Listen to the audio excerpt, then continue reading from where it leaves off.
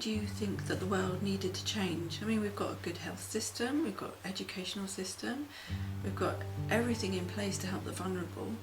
So what made you think that the world was in difficulty, and when did you think that this began? Our difficulties started back in the mid-60s when we empowered our politicians to do our thinking for us. It was called the Great Society, and the media put a positive spin on this, or a short spin on this, called guns and butter diplomacy. We're going to take care of the infirm, the ill, the elderly. We came up with Medicare, Medicaid, food stamps, unemployment insurance, the whole bag, creating basically a socialistic society far from what our founding fathers ever envisioned as far as being the role of this country. Today, because of the cost, we're coming apart at the seams. It was triggered with the 9/11 disaster, then the meltdown in 2008, 2009, and now we've got a waffling recession. Middle class is being crushed. Our school system is now ranked 23rd in the world as far as reading, writing, and math. We've got horrendous environmental problems, be they man-made or be they natural. All of this is on our plates.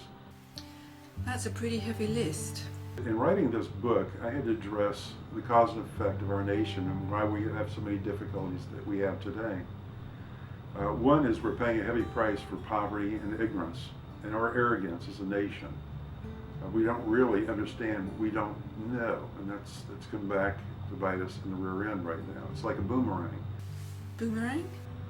If you look at life as a boomerang being thrown in the air, that boomerang either has a nice passage, comes back and you catch it very, very sharply in your hands, and a smooth landing. And there's other times that boomerang hits a lot of turbulence, comes back and hits you in the side of the head or between the eyes. Today we're being hit between the eyes, and the fact that we've thrown out a lot of negative energy, a lot of negative human effort over the past 60 years is now coming back to haunt us. Over this period of time, we've basically empowered poverty, ignorance, and greed. And those are the three elements right now that are biting us in the rear end. Okay, so how can your book help deal with these issues? Infinite Possibilities is to have you think, understand, and imagine of what could be.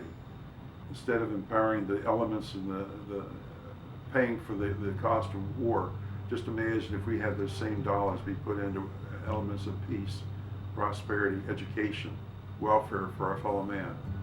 Infinite Possibilities works us through that step-by-step process and having that happen. You make a connection with God in your book. What's the reason for that?